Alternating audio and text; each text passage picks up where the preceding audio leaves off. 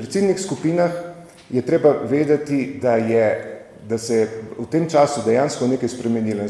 Spremenilo se je v tem, da zaradi vseh teh okoliščin, ki nastajajo glede globalnih zadev, da je vedno bolj velja, da smo ciljna skupina pravzaprav vsi odrasli. In to tako glede ozaveščanja, tudi kot glede spremljanja nekaterih praks, kar se tiče neke zdržnosti, neke trajnosti, neke trajnostne naravnanosti.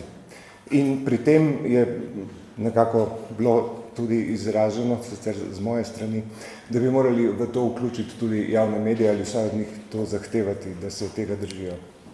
In drugo je, da se ostale ranljive ciljne skupine, ki so bile opredeljene v dosedanjem nacionalnem programu, da bi jih bilo treba nekoliko prevetriti, posodobiti, predvsem mogoče kar se tiče starostne omejitve, kar se tiče navzdol in navzgor.